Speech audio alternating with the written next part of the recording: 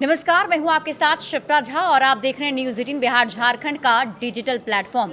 आज मकर संक्रांति है और कहा जाता है कि मकर संक्रांति के मौके पर सूर्य जो हैं अपनी चाल बदलते हैं।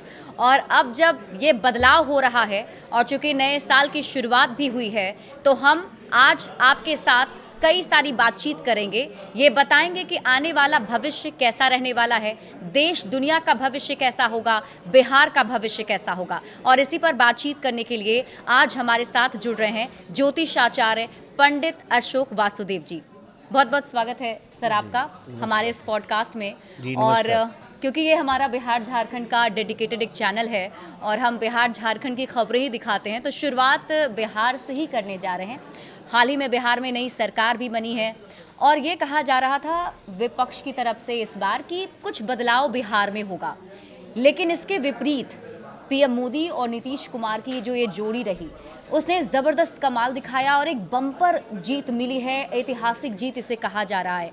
तो क्या इस जोड़ी को सिर्फ एक सियासी जोड़ी समझा जाए या फिर इसके पीछे कुछ रहस्य आपको लगता है? देखिए, ऐसा है, रहस्य तो बहुत बड़ा है, छोटा रहस्य नहीं है। मेरे को आज प्रैक्टिकली ज्योतिष करते हुए लगभग 35 वर्ष हो गए और ये मेरी प्रेडिक्शन अब की नहीं है, आज से तकरीबन 20 वर्ष पुरानी है कि भारत एक सुपर पावर तभी बनेगा जिस समय नालंदा, विश्वकर्मा, इन यूनिवर्सिटी का बिहार ऊपर नहीं उठेगा। जब तक सम्राट अशोक का, चंद्रगुप्त मौर्य का बिहार ऊपर नहीं उठेगा, तब तक देश समृद्ध नहीं होगा। और जब तक जैन मुनि, महावीर स्वामी या महात्मा बुद्ध का बिहार नहीं उठेगा, तब तक भारतवर्ष का उदय नहीं होगा। ये सेंट्रल पॉइंट है, सेंट्रीफ्यूगल पॉइंट है हमारे ज्योतिष गणनाओं के हिसाब से। और दूसरी बात एक और भी समझिए आप, हमारी जो मकर रेखा है वो उज्जैन से होते हुए जाती है, कहीं ना कहीं बिहार को टच करती है। और आज मकर संक्रांति का दूसरा दिन है। मकर संक्रांति, मकर में तो सूर्य भगवान कल आ चुके और आज 15 तारीख को पूर्ण रूप से दिग्गज वहाँ पर हैं। तो क्या ये एक कोइंसिडेंस है, केवल एक सोच है, या फिर एक बिहारी होने के नाते, बिहार का बाशिंदा होने के नाते आप ये बोल रहे हैं, दुनिया ये बोल रही है कि बिहार का उदय होने वाला है? नहीं, ये ज्योतिषीय गणनाएं हैं। दूसरी बात है, आकाशीय गणनाएं भी हैं। दूसरी बात, ईश्वर की मर्जी भी है। भारतवर्ष विश्व के पटल पर एक सुपर पावर बनेगा, ये भी 2020 की प्रेडिक्शन है। और एक स्लोगन आपको हमारे पूर्व राष्ट्रपति स्वर्गीय अब्दुल कलाम जी का याद होगा, इंडिया 2020। इससे पहले मैंने दिया था इंडिया 2010। 2010 में 36 वर्ष के लिए भारतवर्ष में कलयुग का एक सूक्ष्म दशा लगी है जिसमें भारतवर्ष का उदय होगा। और सेंट्रल पॉइंट, जब तक बिहार ऊपर नहीं उठेगा, तब तक ये समझ लीजिए कि भारतवर्ष का उदय नहीं होगा। तो इसका मतलब बिहार का उठना अवश्यंभावी है। अगर मैं 2032 का समय दे दूं, आज 2026 में हम बैठे हैं कि 6 वर्ष रह गए सिर्फ, तो 6 वर्ष में वहाँ क्या होगा। हम जब स्कूल में पढ़ते थे तो उस समय हम बोला करते थे, Bihar is a rich state of the poor people. अच्छा। और मैं ये सुनना चाहता हूँ कि Bihar is a state of rich people with the rich minerals and metals. I think ये होने वाला है। अच्छा। आने वाले, ये आकाश, हमारी ज्योतिषीय गणनाएं हैं ये। अच्छा। ये ज्योतिषीय गणनाएं हैं। अभी रिसेंटली आप देखिए, जो सरकार आई है, हमें इससे कोई मतलब नहीं है किसकी नहीं है, किसकी आई है, हमें तो अपने ज्योतिष विज्ञान से मतलब होता है। हाँ। और दूसरी बात है, भविष्य किसी व्यक्ति का नहीं होता है, भविष्य भूमि का होता है, मातृभूमि का होता है जी। इतने वर्षों के पश्चात, लगभग 1000 वर्षों के पश्चात, ये इस तरह के बदलाव जो आपको दिखाई दे रहे हैं बंगाल में अभी होना बाकी है, बिहार में। दूसरी बात, नॉर्थ ईस्ट, वर्ल्ड की one of the mightiest com, जिसको बोल सकते हैं कि सबसे ज़्यादा लड़ाकू लोग जो थे, लड़ने वाले लोग थे, वो नॉर्थ ईस्ट के थे, जिनको नज़रअंदाज किया गया।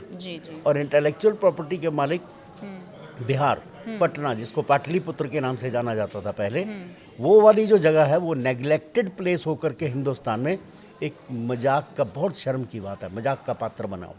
लेकिन वही बिहार एग्रीकल्चर में, इंटेलेक्चुअल प्रॉपर्टीज़ में, यूनिवर्सिटीज़ में और टेक्निकल एजुकेशन में ये बहुत जल्दी जी, ऊपर जी। उठने वाला है। जी। देखा जाए बिहार को तो बीते 20 सालों से सीएम नीतीश कुमार ही हैं बिहार के, अभी भी मुख्यमंत्री बने हैं और आगे ले जाने वाले हैं बिहार को। ये भी कहा जा रहा है कि इस बार जो नई सरकार बनी है इसका विज़न थोड़ा अलग है। मतलब पहले तो बदलाव दिखा ही बिहार में, लेकिन इस बार जो बदलाव है वो एक ऐसा बदलाव होगा, ऐसा क्रांतिकारी बदलाव होगा जो कि लोगों के जीवन स्तर को और ज़्यादा बढ़ाएगा। तो क्या वैसा भविष्य आप बिहार का देख पाते हैं आने वाले साल में? देखिए, राजनीतिज्ञों से, राजनीति से हमारा कुछ ताल्लुक नहीं है। मैंने पहले बोला कि मुझे तो उस जगह का, भूमि का, उसी का जी। भविष्य मुझे देखना है। हमारे जो गणनाएं होती हैं वो लैटीट्यूड लॉन्गिट्यूड के हिसाब से होती हैं। तो बिहार इस समय सेंट्रल पॉइंट बना हुआ है। प्रभु भी जब किसी से कहलवाएगा ना तो खुद तो आके नहीं बोलेगा, जी। किसी के मुख से तो बुलवाएगा। तो ये जिसके मुख से भी ये शब्द निकले हैं, हाँ। मुझे लगता है कि ये बदलाव जो है अवश्यंभावी है, ये होगा। और ये आने वाले 6 वर्ष के अंदर आप बिहार का नक्शा बिल्कुल एंटायरली डिफरेंट देंगे। अच्छा। इसमें क्या होगा, क्या हो सकता है? देखिए, सबसे पहले इसमें तो कोई दो राय वाली बात नहीं है कि भारतवर्ष के अंदर इस समय जो सेंटर के अंदर जितने भी आपके इंटेलेक्चुअल प्रॉपर्टी के जो लोग हैं, पत्रकार हैं, ब्यूरोक्रेट्स हैं, इवन डॉक्टर्स हैं, इंजीनियर्स हैं, उसमें बहुत बड़ी तादाद बिहार से आती है।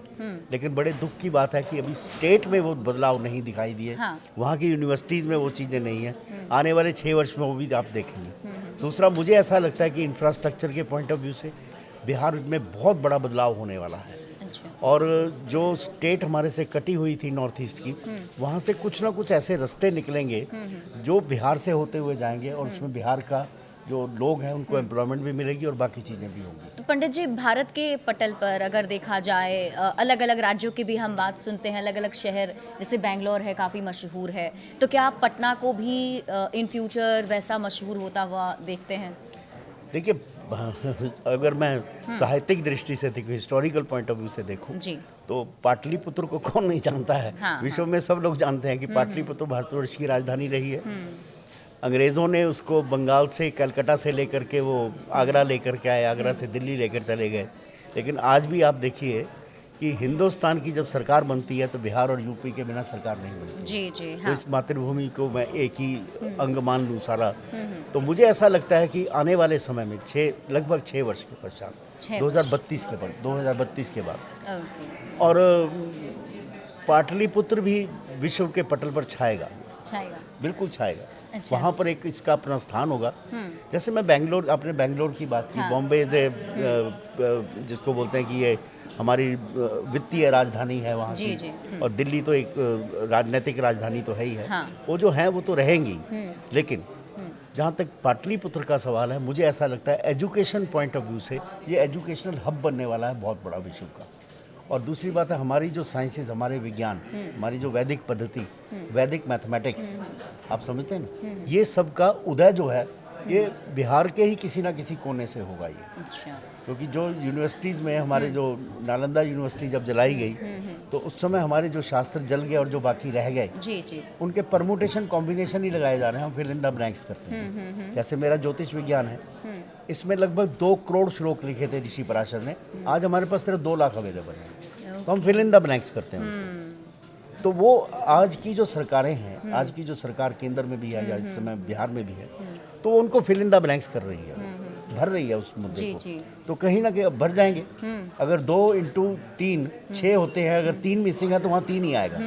तो ये परमुटेशन कॉम्बिनेशन लगाने की कोशिश होगी।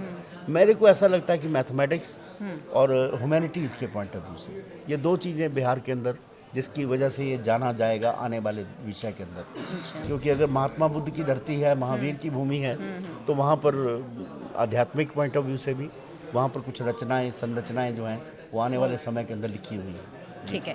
अब हम क्योंकि हमने बिहार के बारे में बहुत बात कर ली, अब हम थोड़ा देश के बारे में बात करते हैं, भारत की बात करते हैं। क्योंकि अभी हर ओर से कोई ना कोई एक आवाज़ लगाता है, अखंड भारत की बात होती है कि अखंड भारत बनेगा।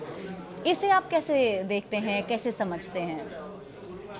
देखिए, जब पंडित जी आपके यहाँ पूजा करने के लिए आते हैं तो एक शुरुआती दौर में एक श्लोक पढ़ते हैं, जम्बू द्वीपे भारत खंडे भरतवर्षे। और कौन सा क्षेत्र है जहाँ पर आप बैठे।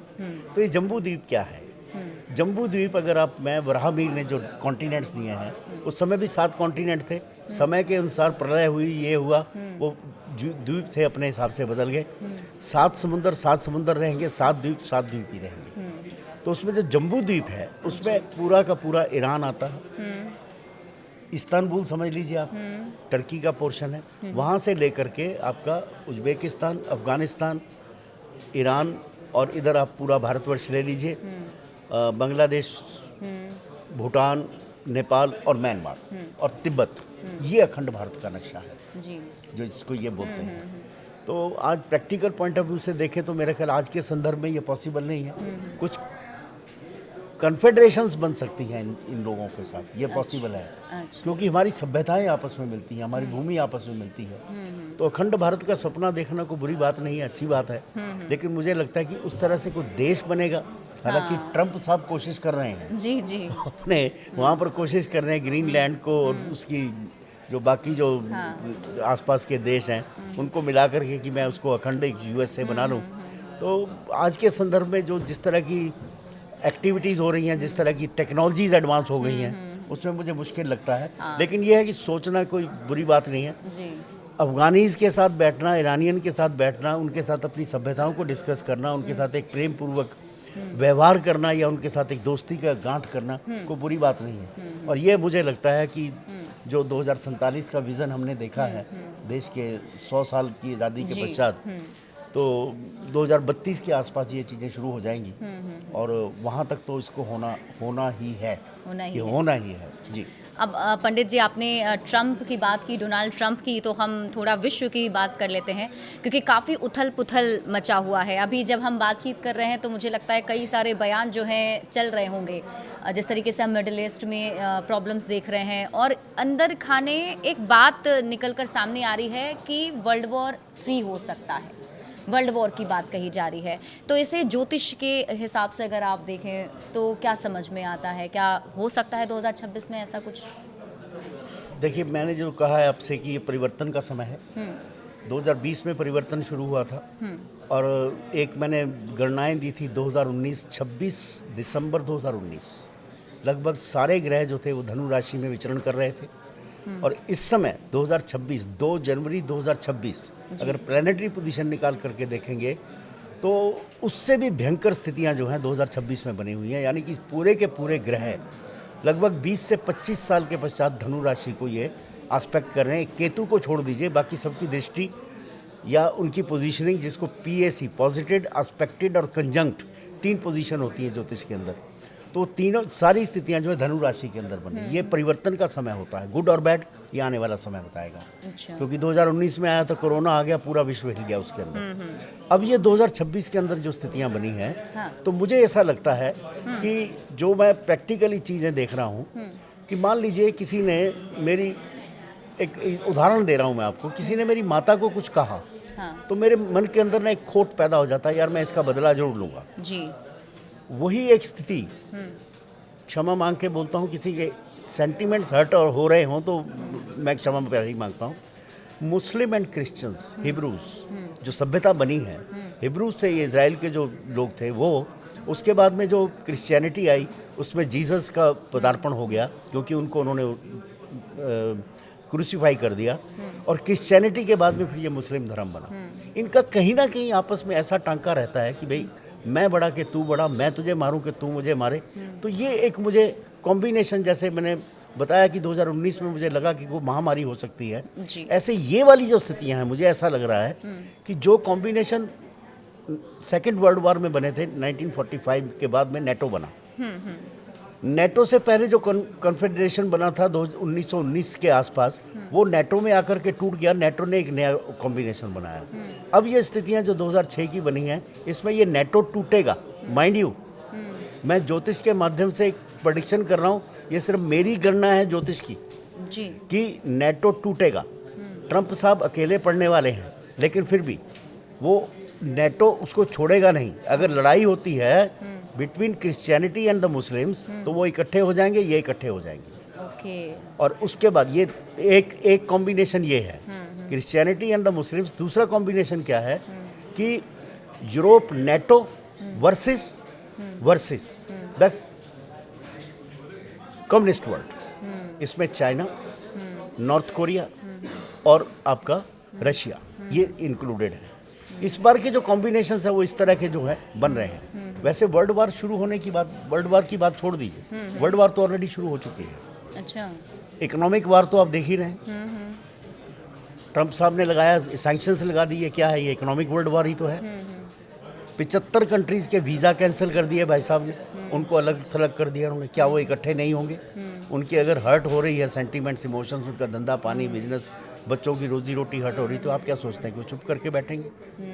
और दूसरी बात है, मुस्लिम्स को भी अंडर एस्टिमेट मत करिएगा। अगर आपके पास तोप, गोले, हथियार हैं तो उनके पास मैन पावर भी है। अकेले चल देंगे भाई साहब? वो तुर्की से चले थे 1000 वर्ष पीछे, हिंदुस्तान तक को फतेह करके वापस चले गए। So never under estimate the power of A common man. तो मैं जो कह रहा हूँ कि वर्ल्ड वार का सिनेरियो तो ऑलरेडी बन चुका है। अच्छा। और इस बार जो कॉम्बिनेशन, दूसरी बात, एक और बहुत बड़ी बात बोलना चाहता हूँ मैं, भारतवर्ष बिल्कुल शांत रहेगा, किसी का साथ नहीं देगा। ओके। इसीलिए हम क्या सोच रहे हैं कि भारतवर्ष एक विश्व गुरु के रूप में, विश्व की एक बड़ी पावर के रूप में 2032 के पास आकर के उभरेगा। ये उभरेगा। मैं इस तरह की बात नहीं कर रहा हूँ कि भाई जो जितने बच्चे क्लास में फर्स्ट आते थे वो स्कूल छोड़ के चले गए और तीसरा आदमी को फर्स्ट आ गया, ऐसा नहीं। हम शुरू से फर्स्ट थे। हाँ। और आगे आने वाले समय के अंदर जो टेक्नोलॉजीज एडवांस हो गई हैं, मुझे ऐसा लगता है कि भारतवर्ष 2032 के पश्चात विश्व के अंदर पटल पर एक, जिसको विश्व गुरु बोलते हैं, वो तो बनेगा ही, प्लस मुझे ऐसा लगता है कि विश्व के अंदर एक सुपर पावर बन करके उभरेगा। और एक चीज़ इसके साथ और बोल देना चाहता हूँ कि बहुत पुराने शब्द हैं ये, कि मेरे बच्चे, मेरे देश के बच्चे विदेश में जाकर के चाकरी नहीं करेंगे, वो लोग यहाँ आएंगे चाकरी करने हमारी। अच्छा जी, ये आपको बड़ा बदलाव दिख रहा है। बड़ा बदलाव दिख रहा है। चलिए पंडित जी, वैसे अभी आपने कहा कि don't underestimate the power of a common man, तो हम अब कॉमन मैन की बात कर लेते हैं, क्योंकि हमने अभी विश्व की बात कर ली। आम लोगों की बात करते हैं, क्योंकि राशि इससे ज़्यादा जुड़ा सभी की आस्था भी होती है, और सभी जानना भी चाहते हैं कि इन राशि वालों के लिए 2026 साल जो है वो कैसा रहने वाला है। तो अगर हम मेष से लेकर कर्क तक की राशि की अगर हम बात करें तो कैसा रहेगा उनके लिए नया साल? बहुत बड़ी बात आपने पूछी है, क्योंकि बहुत बड़ा कैलकुलेशन होता है ये। देखिए, मैंने आपसे कहा कि मेरा सेंट्रीफ्यूगल पॉइंट जो है, केंद्रित कर रहा हूँ एक राशि पे कर रहा हूँ, वो है धनु राशि आने वाले समय के अंदर। और दूसरी एक और राशि कर रहा हूँ, दूसरी वो राशि है आपकी मीन, जिसके ऊपर शनि महाराज का गोचर होता है। और तीसरा प्लेनेट मेरा है मंगल, और चौथा प्लेनेट है मेरा गुरु जुपिटर। इस साल में राहु केतु का एक्सेस बदल रहा है। इस समय राहु केतु का एक्सेस कुंभ राशि में और सिंह राशि के अंदर केतु है, और कुंभ राशि के अंदर राहु महाराज विचरण कर रहे हैं। इस साल के एंड में ये मकर में और कर्क में चले जाएंगे, एक बहुत बड़ा परिवर्तन है। दूसरा, शनि महाराज जो हैं वो मीन राशि के अंदर गोचरस्थ रहेंगे। गुरु मिथुन राशि से लेकर के कर्क राशि में 2 जून 2026 को परिवर्तन करेंगे। इनको सेंटर में रख के मैं राशिफल आपको बताता हूँ कैसा रहेगा आपका। मेष राशि मैंने आपका लिया 9वां भाव, 9th हाउस। दूसरी बात, मीन राशि मैंने आपके 12वें भाव पे लिया, तो आपको 7.5 लग गई है। बहुत संभल करके आपको चलना पड़ेगा इस पूरे वर्ष में। मार्च, अप्रैल, मई, ये 3 महीने मैंने और लिए हैं आपके, जहाँ मंगल और शनि इकट्ठे हो जाएंगे मीन राशि के अंदर, और आपका भाग्य जागृत होगा। बहुत सोच समझ करके इन्वेस्ट करिएगा। कहीं बहुत पैसा लगाना चाहते हो तो किसी अच्छे बंदे की सलाह लीजिए, अच्छे कंसल्टेंट की सलाह लीजिएगा। जो आपके रिश्ते नाते हैं उनको संभाल करके रखिएगा। वाणी स्थान को कंट्रोल रखिएगा। द्वितीय भाव जो आपका शुक्र की राशि बनती है, शुक्र राशि परिवर्तन करता रहता है हर महीने में। तो मेष राशि वाले ज़रा सावधान प्लीज़। अच्छा। बहुत सावधानी से करना पड़ेगा। उपाय के तौर पर मैं बताता हूँ, जैसे हम लोग बोलते हैं भी आपका स्वामी मंगल है, तो हनुमान चालीसा का पाठ करिए। नासै रोग हरे सब पीड़ा, जपत निरंतर हनुमत वीरा। ब्रह्मचर्य का पालन करिए। ब्रह्मा जी की सृष्टि के आचरण का पालन करिए। लंगोटा लगा के हरिद्वार लगे बैठने की जरूरत नहीं आपको। वृषभ राशि पर आ जाएं, तो आपका कौन सा भाव देखूंगा भाई साहब? मैं आपका 8वां भाव देखूंगा, और आपका लाभ स्थान भी देखूंगा। 8वां भाव क्या होता है? पुरातत्व, पुरातन, आपकी हेरिडिटी होती है। आपके कुछ अचानक से आपको धन मिलने की संभावना मुझे लग रही है। और दूसरा बात है, प्रमोशन आपके वर्क स्थान पे नज़र आ रही है, क्योंकि लाभ स्थान भी आपका जागृत हो रखा है। और शुक्र इस वर्ष में अपनी उच्चस्थ राशि में जब जाएगा मीन राशि में, तो उस समय कहाँ रहेगा ये? उस समय ये शनि महाराज के साथ रहेगा। दोनों मित्र हैं, दोनों दोस्त हैं। शनि को हम राक्षसी ग्रह बोलते हैं, अहम रक्षा हम, और शुक्राचार्य जो हैं वो राक्षसों के गुरु हैं। तो इस साल बहुत अच्छा गाइडेंस, विद्यार्थियों के लिए बहुत अच्छा समय है। ध्यान रखिएगा, एक अच्छे शिक्षक का अच्छे यूनिवर्सिटी में एडमिशन, अच्छे कॉलेज स्कूल में भी आपका एडमिशन होगा। आपका शादी का योग बना हुआ भाई साहब, अगर अनमैरिड हैं तो वैवाहिक योग बना हुआ है। अगर विवाह के बंधन में कुछ कटुता है तो वहाँ पर भी आपको सौहार्द मिलेगा, संयम आपको रखना पड़ेगा। मिथुन राशि देखें तो आपका 7वां घर, पति पत्नी, रिश्ते नाते, 10वें से 10वां आपका प्रोफेशन, वहाँ पर ज़्यादा जोर पड़ा हुआ है भाई साहब। बहुत बढ़िया राशि है मिथुन, पूरा वर्ष आप आराम से रहेंगे। अगर आप मैन्युफैक्चरिंग बिजनेस में हैं, तोड़ फोड़ के बिजनेस में, अगर आप इंजीनियर आपका प्रोफेशन है तो बहुत ही अच्छा आपका रहेगा। तीसरी बात, दूसरा भाव आपका है चंद्रमा का, मून का, जो हर 28 दिन में राशि परिवर्तन करता है। जो एंटरटेनमेंट इंडस्ट्री से जुड़े हुए जो लोग हैं, जो मीडिया से जुड़े हुए लोग हैं, उनके लिए बहुत ही उत्तम समय है। भारत का मीडिया भी इस समय ऊपर उठने वाला है, बहुत ज़बरदस्त उठने वाला है। इसका विश्व के पटल पर, जैसे बोलते हैं कौन सी न्यूज़ देखी आपने, CNN देखा, BBC देखा क्या, ऐसे को भारतवर्ष का भी न्यूज़ चैनल ऐसे विश्व पटल पर भी छाएगा। कर्क राशि को ले लें तो कर्क राशि देखिए, कहते हैं चंद्र मन सो जाता, चंद्रमा मन का कारक होता है। और आपका कौन सा भाव जागृत है? आपका छठा भाव जागृत है। छठा भाव कौन सा होता है? दुश्मन का भाव होता है, रिपु भाव होता है, आपके सेहत का भाव है, बीमारी का भाव है। और छठा भाव होता है, कहते हैं विन ओवर एनिमीज, दुश्मन के ऊपर जीत प्राप्ति होती है आपको। तो दुश्मन होगा तो जीतोगे ना भाई। तो आज के संदर्भ में दुश्मन कौन? आपका कॉम्पिटिटिव एग्जाम्स में जो बच्चे बैठ रहे हैं उनकी जीत होगी, वो अवश्य जीतेंगे। दूसरी बात, कर्क राशि पिछले 3 वर्षों से, 3.5 वर्षों से बहुत परेशान लोग हैं ये, शनि के गोचर से भी, अष्टम का ढैया से भी, और इस समय आपका उदय का समय आ गया। और आप ये समझ लीजिए, थोड़ा संयम रख लीजिए थोड़े दिन और इस वर्ष के। ये समझिए आप 26 जनवरी के बाद में जैसे ही समय बदलेगा, आपका भी उदय होना कर्क राशि वालों का शुरू हो जाएगा। और याद रखिए, भारतवर्ष 15 अगस्त 1947 को जब आज़ाद हुआ तो वो भी कर्क राशि है। लेकिन हम कर्क राशि भारतवर्ष की, मैं वैदिक होने के नाते नहीं, वेदांगी होने के नाते नहीं लूँगा, क्योंकि 15 अगस्त 1947 was not the independence of India, it was an event in India. Bharatvarsh तो 36,000 साल पहले बना था। तो भारतवर्ष की कुंडली कुछ और दी है ब्राह्मणी ने, आगे उसको डिस्कस करेंगे जी। इसके आगे भी जो और राशियाँ हैं उनके बारे में बात कर लेते हैं, सिंह से लेकर वृश्चिक राशि तक। जी, अब सिंह राशि वाले देखें तो आपके 8वें भाव में शनि महाराज का गोचर चल रहा है, और पंचम भाव के अंदर आपका सारा प्रेशर पड़ा हुआ है। कुछ नए आयाम, नई चीज़ें आपको होंगी। लेकिन अष्टम का जब ढैया आदमी के ऊपर लगता है तो सबसे पहले आपको अपनी सेहत का ध्यान रखना पड़ता है। सूर्य से जनित क्या क्या बीमारियाँ हो सकती हैं? 3 तरह की बीमारी हमारे ज्योतिष विज्ञान में रहते हैं, वात, पित्त और कफ। तो पित्त रोग हो सकते हैं, गर्मी हो सकती है, शरीर में फुंसियाँ निकल सकती हैं, जैसे हम गर्मियों में गमोरियाँ निकल जाती है ना, इस तरह से आपके शरीर में गर्मी हो सकती है। तो जो लोग व्यसन करते हैं ना, कुछ ऐसा उल्टा सीधा काम करते हैं, तो प्लीज़ सावधान रहिएगा। 5वां घर जागृत है, लिवर बैठ जाएगा भाई साहब, वार्न कर रहा हूँ आपको मैं, सिंह राशि वालों को। दूसरी बात है, कोई नया कार्य करने के लिए जाएं, जब भी शनि में अष्टम का ढैया लगता है तो सावधान, पुराना काम मत बंद करिएगा। शनि कहते हैं एक बुढ़ा आदमी है, बुजुर्ग है ये। तो बुजुर्ग आदमी की आदत होती है, जब नया जूता लेके आता है ना तो पुराना टॉयलेट के बाहर रख देता है। छोटे को नहीं फेंकता है, बड़ा आ जाए छोटे को नहीं फेंकता है। तो रहीम का दोहा याद कर लीजिए, रहीमन देख बड़े इनको लघु न दीजिए डार, जहाँ काम आवे सुई कहा करे तलवार। तलवार क्या करेगी जहाँ सुई काम आती है? तो छोटी छोटी चीज़ों की तरफ गौर करिएगा आप। अब कन्या राशि की तरफ देखूं तो आपका 4था भाव, घर का सुख और आपका प्रोफेशन, बहुत बढ़िया राशि है इस साल की, अच्छा सुख मिलेगा। लेकिन आपका जो ग्रह है वो है बुध, मरकुरी। मरकुरी जो है वो थोड़ा 20-22 दिन में अपना परिवर्तन करता है। आपका मैथमेटिक्स ऑफ लाइफ है ये, सोच है आपकी। और सोचना ये है कि घर के अंदर मैं क्या बदलाव करूं या क्या ना करूं। आपको अपना घर प्राप्त हो सकता है, मिल सकता है, लेकिन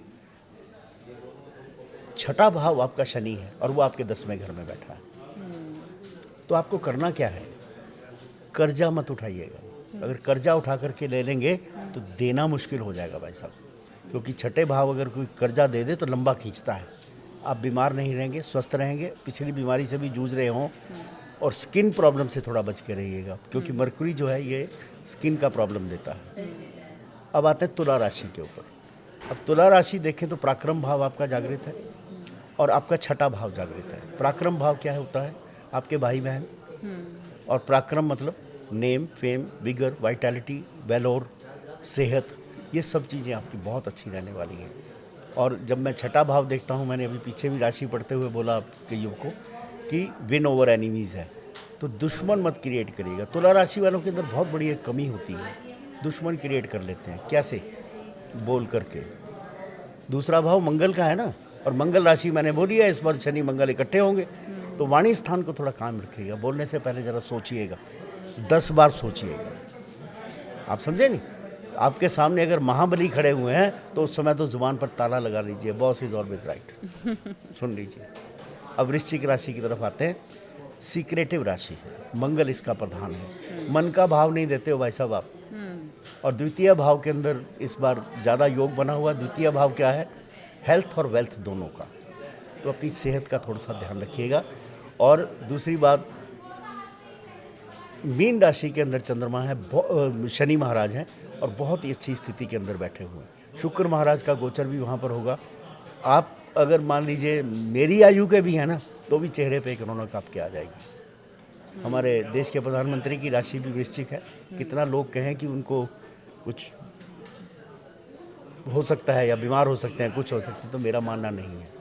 और हो सकता है 2000 अगले वाले इलेक्शन आएंगे, शायद 2029 में आ रहे हैं, कब आ रहे हैं, वहाँ पर भी प्रधानमंत्री का रोल वो अदा करेंगे ही आने वाले समय। ये वृश्चिक राशि वालों का फल है, क्योंकि ये जो गोचरस्थ इतनी परिवर्तन की जो चीज़ें बनी हैं, वृश्चिक राशि उनमें से सबसे एक राशि है जहाँ पर परिवर्तन होने वाला है। बहुत बड़ा परिवर्तन होने वाला है आपके जीवन में। पुराने कार्य मत छोड़िएगा, नए कार्य जो करने हैं आपको। खुली छुट्टी है, जितना कर्जा लेना ले लीजिए, आपके कार्य सिद्ध होंगे। अब आते हैं हम धनु राशि पर, जहाँ पर मैंने मेन फोकस रखा है, सेंट्रल पॉइंट रखा है। 20 या 25 वर्ष के बाद धनु राशि वालों के ऊपर कृपा हुई है प्रभु की। तो भाई साहब कोई एक्शन लेना हो ले लीजिए, लेकिन धनु राशि वाले जो है ना, ये अग्नि तत्व की राशि है, गर्म दिमाग होते हैं। इसका साइन देखिए आप, नीचे से जानवर है, ऊपर से धनुष लेकर के इंसान खड़ा हुआ है। भागने दौड़ने में तेज हैं, थाइज बड़ी मजबूत होती हैं, हार नहीं मानते हैं, वो सारी बातें ठीक है। लेकिन उसके साथ साथ 8वें घर का स्वामी आपका चंद्रमा होता है। चंद्र मन सो जाता, मन का कारक है। कूलनेस रखिए। जिस समय शिवजी भगवान ने जहर पी लिया ना, तो उस समय चंद्र को रखा गया उनके सिर के ऊपर उनकी शांति के लिए। तो मन, चंद्र बोलते हैं मन को शांत रखिएगा। और अपनी धर्मपत्नी, आपका लाइफ पार्टनर, 7वें घर का स्वामी बुध है आपका, बुद्धि का कारक है। सुन लीजिए भाई साहब उनकी, सुनो सबकी, करो मन की। तो धनु राशि वालों को पूरा रिस्क लेने की बात बोलता हूँ, लेकिन थोड़ा सा सलाह मशुरा और अपने मन को थोड़ा शांत करके रखिए। मकर राशि की तरफ आते हैं। ये भारतवर्ष की वराहमिहिर ने राशि दी थी। जिस समय वराहमिहिर ने जो भी किताबें लिखी थी, आपका विक्रमादित्य के दरबार में वराहमिहिर एक ज्योतिषी हुआ करते थे, जो जहाँ पर कालिदास का भी जिक्र आता है। तो उन्होंने एक बृहद पराशर होरा शास्त्र ने बृहद शास्त्र लिखा है अपना वराहमिहिर का। उसमें भारतवर्ष की राशि उन्होंने मकर दी है। तो मकर राशि वालों की 7.5 निकल गई, सब कुछ निकल गया। हो सकता है कुछ मकर राशि वालों की नौकरियां लग गई हों, सर्विस लग गई हो। मकर राशि वाले व्यापारी लोग हैं, उनको भी रास्ते में खड़ा है, इट्स इन द ट्रांजिट, आने वाली स्थितियाँ हैं उनकी। ओके। और देश विदेश का अगर व्यापार करते हैं, कुछ इम्पोर्ट एक्सपोर्ट का व्यापार करते हैं, तो आपके लिए समय बहुत उत्तम है ये। और मकर राशि वाले एक बात का रखें, बहुत जिद्दी लोग होते हैं, जिद पकड़ लेते हैं किसी भी बात की। तो पुरानी चीज़ों को छोड़ दीजिए, पास्ट में मत जाइए। और ये पास्ट में बहुत चले जाते हैं, क्योंकि पीछे आपने कष्ट बहुत सहे हैं। और एक बात किसी अंग्रेज़ ने एक कहावत में बोली कि one who remains in past does not have a future. पीछा भूल जाइए, आगे चल, आगे की सोचो भाई। आगे बहुत बड़ा योग लिखा हुआ। दूसरा, विवाह शादी का योग बना हुआ आपका। कर्क राशि में गुरु महाराज के 2 जून को आने के बाद में आपका विवाह का योग बन गया। और मैरिड लाइफ के अंदर भी सौहार्द आपको मिलेगा ही। कुंभ राशि का ले लूँ मैं, बहुत अच्छे लोग होते हैं, बहुत भले हैं, 2 घड़े इनका साइन होता है, 2 पिक्चर्स होते हैं ना। कुंभ कुंभ मीन्स जब हम घर से बाहर निकलते हैं तो कुंभ डाल के निकलते हैं। लेकिन 7.5 का आखिरी फेज, 5 साल अगर आपने अच्छे भोग लिए हैं तो 2.5 साल तैयार हो जाइए। अगर 5 साल बुरे काटे हैं तो 2.5 वर्ष आपके लिए ब्लेसिंग इन डिस्गाइज है, बोन है आपके लिए। बहुत बढ़िया योग है आपका इस समय। लेकिन 7वां घर आपका सिंह राशि का है, सूर्य की राशि है। थोड़ा सा गर्मी, ताप लोअर एब्डोमेन पोर्शन के अंदर हो सकता है, उसका ध्यान रखेंगे आप। हाँ, एक मिनट, एक रह गया बस, थोड़ा सा पानी पी लें। हो गया, कोई नहीं। अब मीन राशि की लेते हैं बात। तो मीन राशि पे 7.5 लगी हुए अभी 3 वर्ष हो गए। 29 मार्च 2025 को दूसरा ढैया शुरू हुआ था। सबसे वॉलेटाइल, सबसे वॉयलेंट राशि समझ लीजिए मीन। लेकिन अगर शनि के कारतत्वों का पालन करेंगे, शनि की आस्थाओं का पालन करेंगे, तो शनि महाराज आपको देना शुरू कर देंगे। अगर शनि के आस्थाओं का हल्का सा भी कहीं स्लिप किया तो आप ये समझ लीजिए कि फिर आप गर्द में गिरेंगे, फिर बचाने वाला भी कोई नहीं होगा। क्या शनि के कारतत्व हैं, थोड़ा सा डिटेल आपको दे देता हूँ। शनि एक बूढ़ा आदमी है, बी थॉटफुल। शनि एक टांग से लंगड़ा है, गो स्लो। शनि सूर्य का पुत्र है, गैर कानूनी काम मत करिएगा। शनि की माता का नाम राक्षसी है। राक्षस का मतलब होता है अहम रक्षा हम। कर्म करना है, मेहनत करनी है, मेहनत करके ही ये फल देगा आपको, ठीक है। और अपने रिटर्न ज़रा टाइम पर भरिएगा। Don't do anything illegal. देश के कानून का आपको पालन करना है, ओके। और शनि महाराज को अपने से छोटे लोग जो हैं बहुत अच्छे लगते हैं। तो अपने ऊपर जो निर्भर लोग हैं उनके लिए दया भाव से पेश आइएगा, उनके साथ गाली गलौच मत करिएगा। दूसरा, बोलते हैं कि ये यूनक है, हिजड़ा है शनि महाराज, तो क्या करेंगे? ब्रह्मचर्य का पालन करेंगे। एको नारी सदा ब्रह्मचारी। ब्रह्मचर्य का मतलब होता है आप शादीशुदा जीवन के अंदर एक ऐसा पालन करिएगा जो एक अच्छे हस्बैंड एंड वाइफ के रूप में सृष्टि के निर्माण के लिए आपने शादी की होती है, उस तरह का पालन करिए। चैरिटी करिए, कुछ जानवरों के प्रति, विधवाओं के प्रति, लूले लंगड़े लोगों के प्रति। और दूसरी बात बोली है उन्होंने कि हनुमान जी का पूजन करिए, क्योंकि हनुमान जी ने आपको रावण की कैद से छुड़वाया था। मीन्स हनुमान जी के कारतत्व, हनुमान जी के जो अंदर थी डेडिकेशन जिस तरह की, उस तरह का पालन करेंगे आप तो आपको ये फल अवश्य देगा। नमो नारायण। चलिए, हमने सभी राशियों के बारे में बात कर ली है और उम्मीद है कि सभी का आने वाला साल 2026 जो है जब शुरू हो चुका है वो उनका भविष्य काफ़ी अच्छा बनाए। बहुत बहुत शुक्रिया पंडित जी हमसे बातचीत करने के लिए। और अभी के लिए बस इतना ही। आप देखते रहिए न्यूज़ 18 बिहार झारखंड।